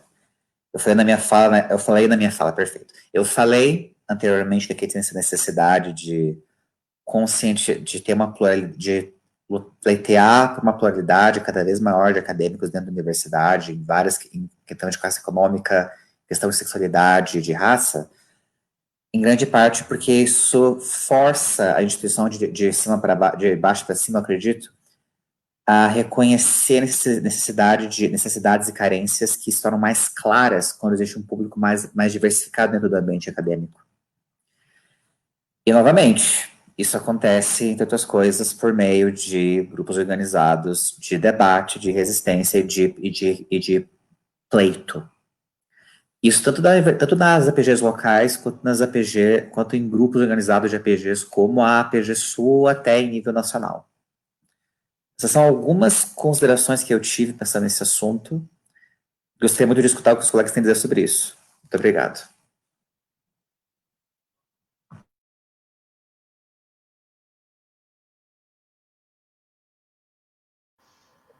Tá aberto, Eu acho pessoal, aí, se quiser. Vai lá, Victor. Obrigado, Jack. Então, eu acho que justamente essas questões estão muito relacionadas, né? Eu vou deixar a questão do agro-pop um pouquinho para depois. Acho que foi o Marcos que comentou, né? Ele pode responder melhor.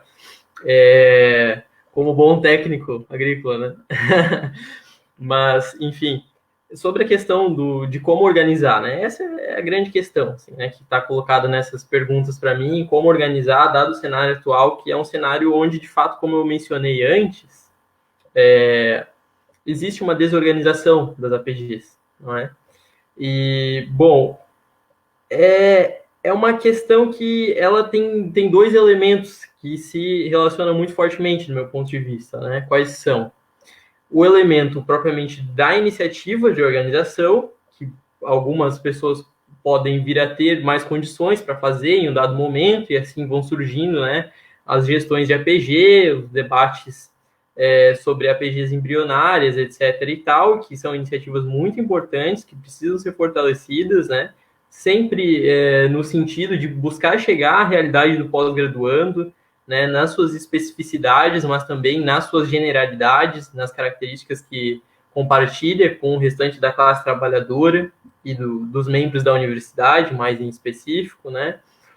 Mas também existe uma outra questão, que eu também mencionei anteriormente, né? Que é a questão do acirramento da crise, né? É a questão das condições de trabalho sendo deterioradas, né? Como eu disse, se as condições de trabalho, de pesquisa, etc. e tal, de manutenção da universidade, elas vão sendo bastante deterioradas e não há uma organização estudantil, não há uma organização trabalhadora buscando mediar esse processo e denunciar seus problemas, né? Colocar como ele foi gestado, né? Enfim, buscar as questões mais estruturais, a raiz do problema e atacá-la. Se não há esse processo, a crise faz o que conosco? Ela nos massacra. Infelizmente é isso que acontece. Ela nos massacra.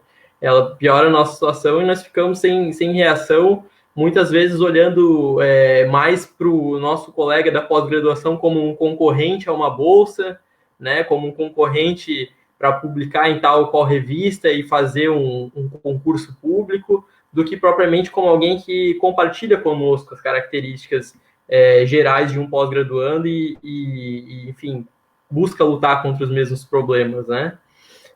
Então, eu acho que é justamente a relação entre essas duas questões que se impõem, né? E os processos de luta, no último ano, eles demonstraram para a gente, mais do que nunca, que a crise, dado que ela está ainda em processo de expansão, ela nos empurra, ou melhor dizendo, ela nos coloca a demanda muito grande de que nós nos organizemos, né? A gente percebeu nos processos do último ano que a nossa organização como APG, é preciso ser sincero nesse momento, né?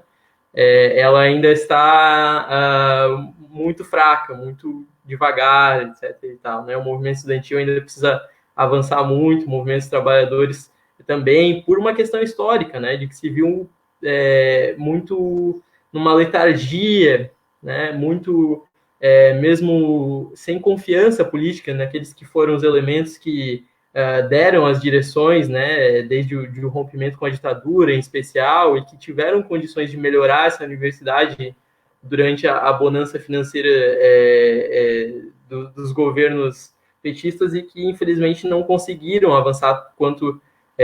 não conseguiram e, enfim, não quiseram, enfim, né, é um misto das coisas, avançar como nós precisávamos que avançasse nesse período.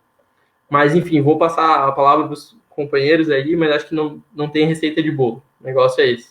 A gente precisa estar se empenhando em compreender a nossa realidade e chamar os pós-graduandos para a luta, porque chamando, insistindo, eles vêm, pode ter certeza. Esses processos que estão acontecendo aqui de articulação nossa, eles são fruto de pura insistência. Eu posso fazer um adendo na sua fala, Victor? É que eu achei muito bom o ponto que você levantou sobre a questão da competitividade no meio acadêmico. Isso é uma consequência bem natural da lógica capitalista, na verdade, dentro do ambiente universitário, que é a mesma coisa que acontece no sentido de dificultar a mobilização de trabalhadores, inclusive, no ambiente empresarial, privado.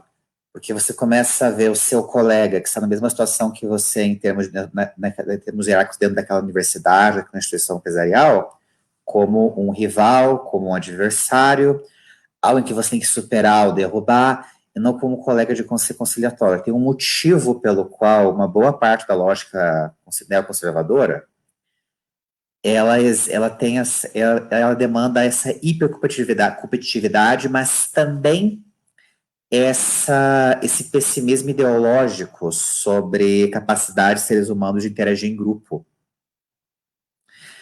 Isso é uma coisa bastante interessante, porque a ideia de convencer, de nos convencer a necessidade que nós precisamos, na verdade, garantir o nosso próprio apenas em primeiro lugar, e pensar no coletivo como algo em segundo plano, como se fossem coisas que são pontos de vista rivais, ao invés de conciliados.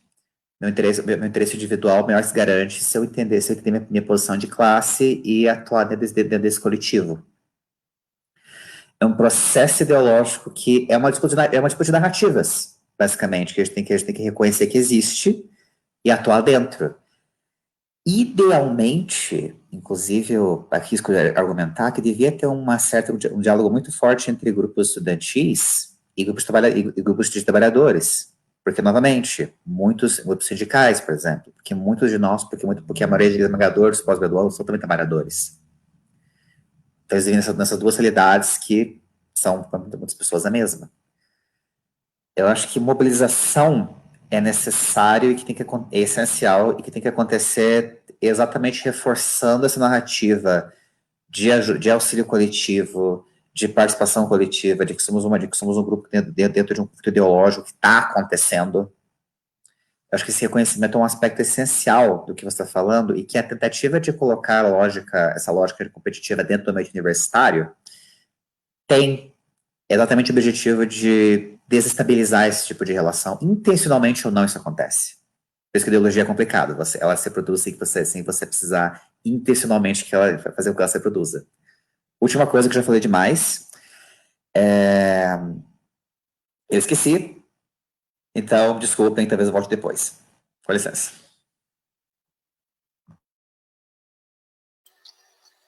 Eu vou aproveitar porque a Paula e a Ana Sofia colocam duas questões importantes ali, e o Victor no final fala que não há uma receita, mas há também uma necessidade de uma crítica que precisa ser feita, e de fato não há uma receita, ninguém tem aqui o correto a ser feito, é por ali o caminho, até que se isso acontecer é estranho.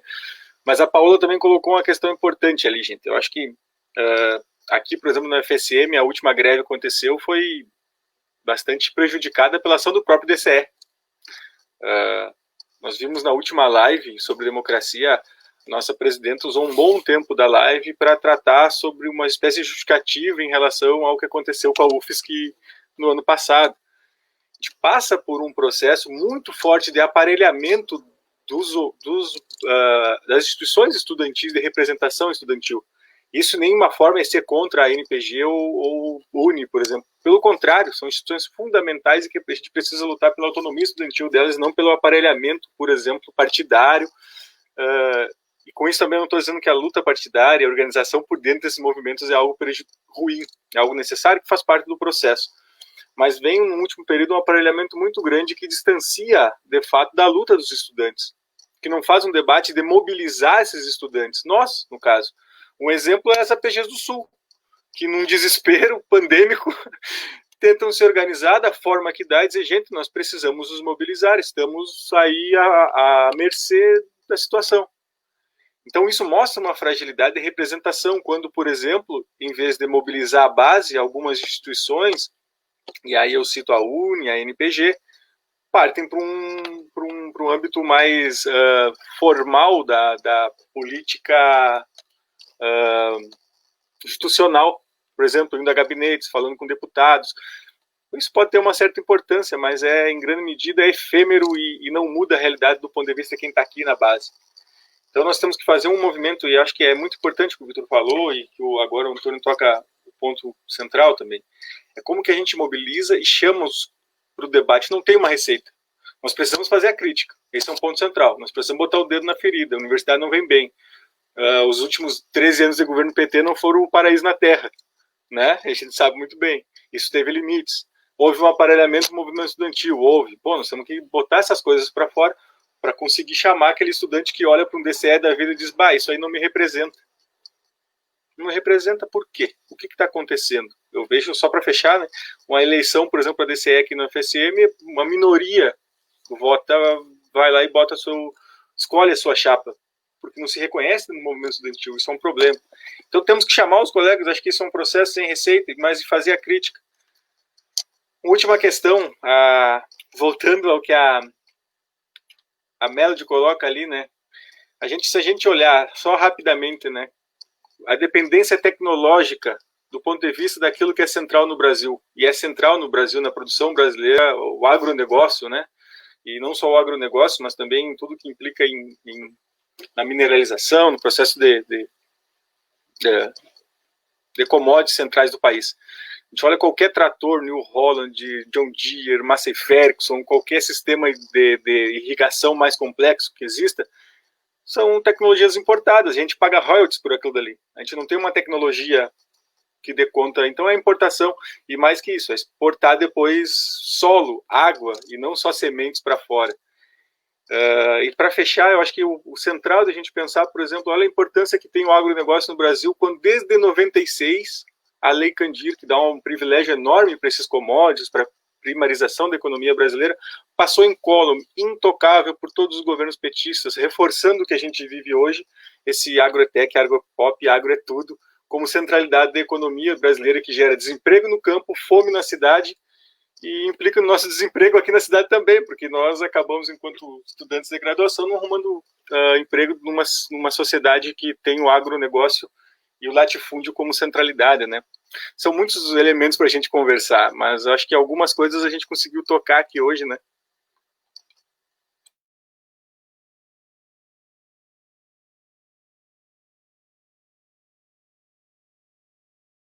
Bom, eu acho que só também fazendo um apanhado aí do que foi comentado, não vejo outra possibilidade, não existe receita, mas eu acho que é o trabalho de base, a gente teve, e acho que todas as APGs enfrentam bastante dificuldades em, de fato, trazer, né, o pós-graduando para a luta. Acho que existe uma questão cultural aí, que não é algo que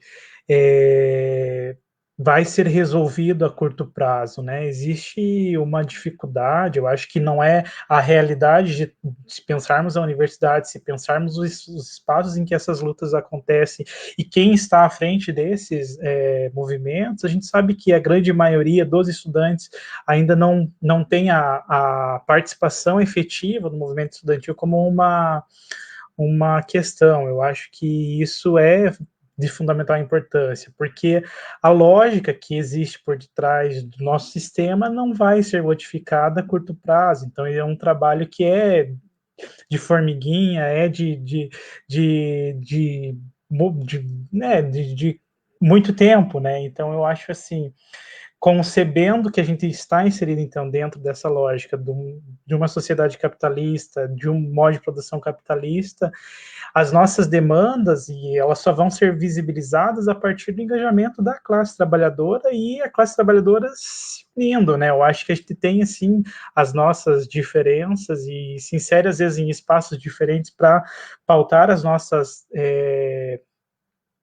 questões, mas eu acho que, ainda mais no atual contexto, quando a gente tem uma posição de um governo absolutamente contrário àquilo que a gente defende, né, eu acho que é a concretização do reconhecimento dessas demandas que vai permitir, de fato, a gente pensar um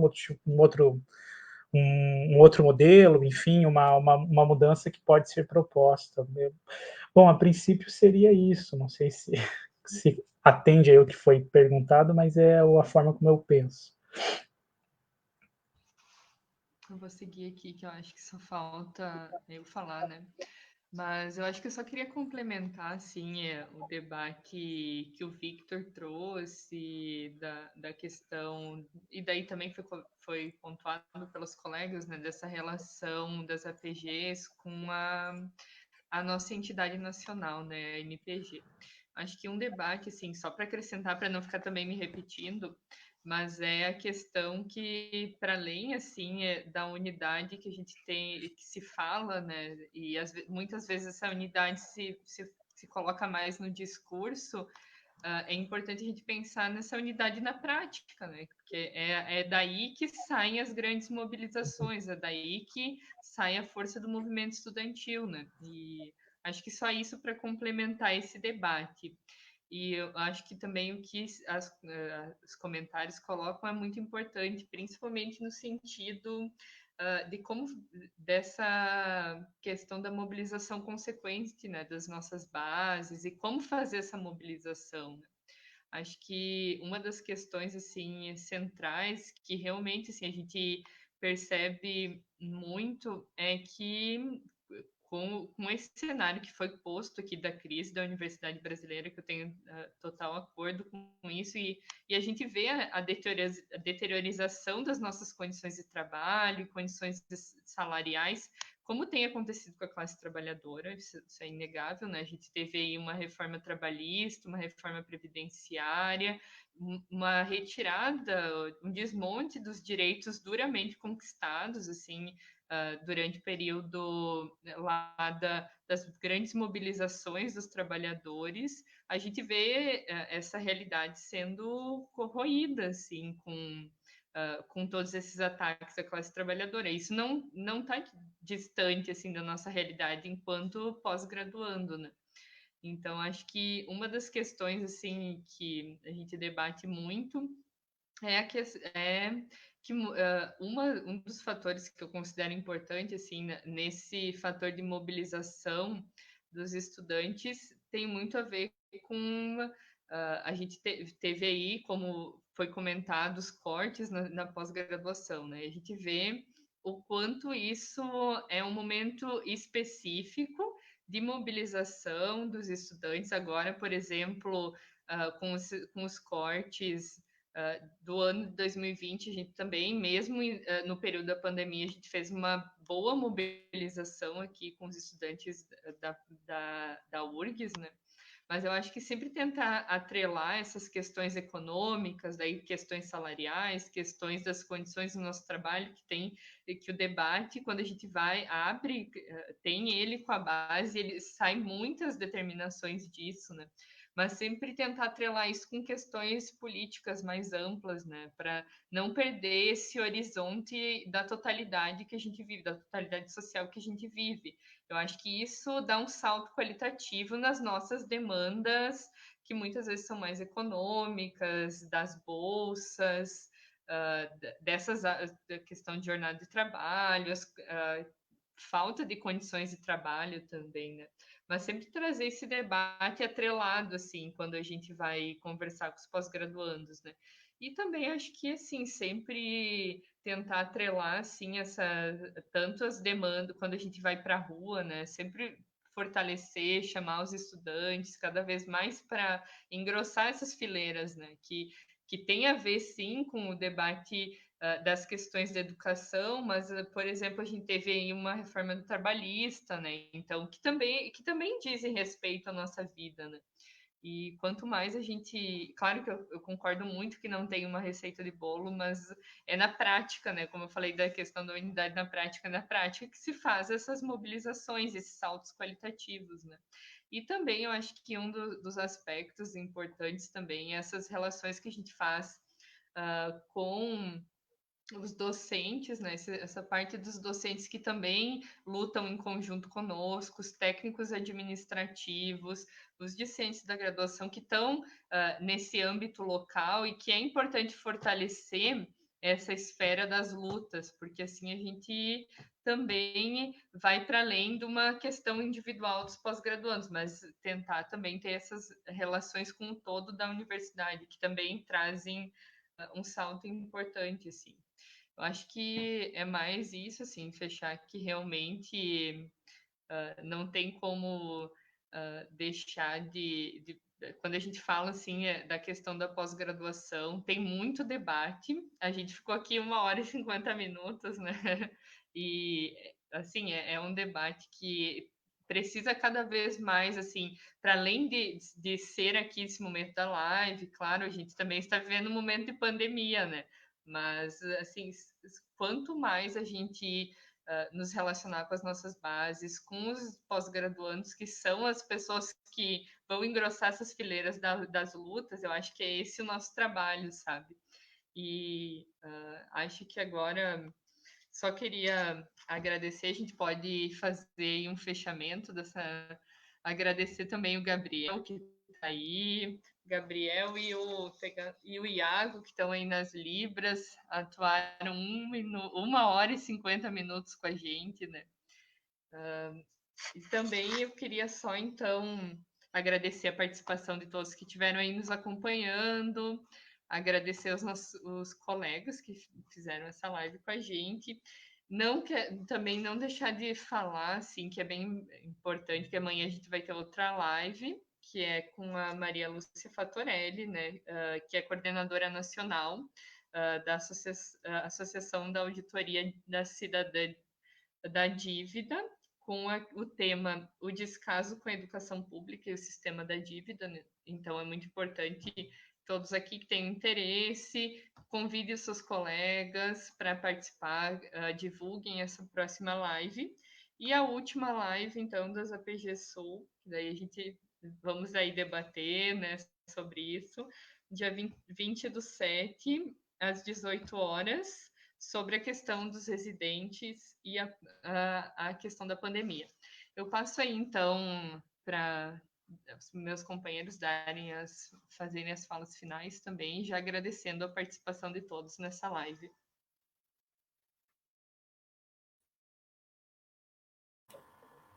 Acho que eu vou iniciar, aproveitar aqui então, queria também agradecer, né, não tenho muito que reforçar, assim, né, só reforçar o que a Jaque falou, agradecer imensamente ao Gabriel e ao Iago, que também está nos bastidores aqui, né, com a gente, a todos os companheiros que estão participando juntos aí e que acompanharam a nossa live, ou que vão estar acompanhando também, porque fica gravado aí, né, e reforço, né? Amanhã a gente tem essa outra live com a Maria Lúcia Fatorelli, que vai ser de uma qualidade imensa, tocando uma questão central para a educação brasileira, né?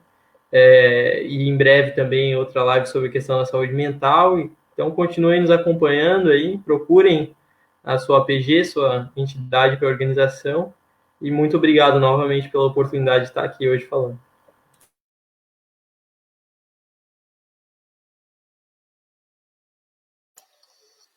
Eu vou rapidinho.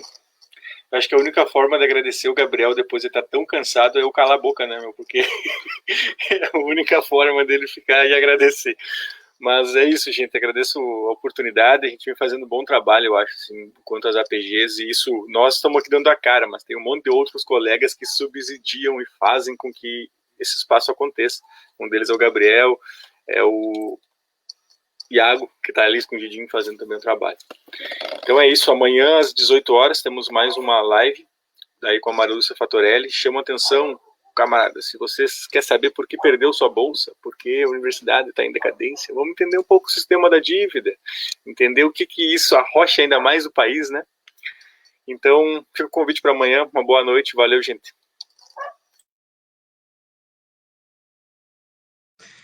Bom, só agradeço também a todos e toda, né, no caso, a nossa companheira aí que acompanhou e esteve com a gente durante a live, a todos o pessoal que participou aí via chat, e, enfim, foi uma imensa satisfação, um prazer estar aqui com vocês. Eu acho que é um tema que foi legal a gente discutir e conversar sobre o assunto enquanto APGs, enquanto pós-graduandos. Obrigado e um abraço a todos. Bom, eu queria, em primeiro lugar, agradecer principalmente quem está assistindo agora, porque foi muito bom ter participado, ter tido pessoas que fizeram perguntas, participaram, que vão assistir depois, aqueles que de fato ficaram engajados com esses temas, por favor, procure suas APGs. Eu acho interessante, na verdade, que as questões que nós levantamos hoje são fundamentais. Também gostaria de agradecer ao grupo da APG Sul por nos oportunizado me dar a oportunidade de falar hoje. Tenho que agradecer a minha própria APG, a atual gestão, por ter fornecido essa abertura para que a gente possa falar aqui, né? E, basicamente, também queria agradecer ao Gabriel, que ainda está fazendo o trabalho dele comigo incessantemente falando. Muito obrigado. E obrigado ao Iago por trabalho que tem feito no chat também. Espero poder participar de outros eventos dessa natureza. Quem puder participar da live de amanhã vai ser de um tema fundamental. A última live também da série, também um tema importantíssimo sobre a saúde mental. E, mais uma vez, muito obrigado a todos por terem assistido. E os que vão assistir também, muito obrigado. E tenham todos uma ótima semana e prosseguimos aqui nos organizando nesse sentido. Boa noite, então. E só para avisar que essa live fica disponível aí nas nossas páginas das APGs e vai ser colocada no YouTube. Tchau, pessoal.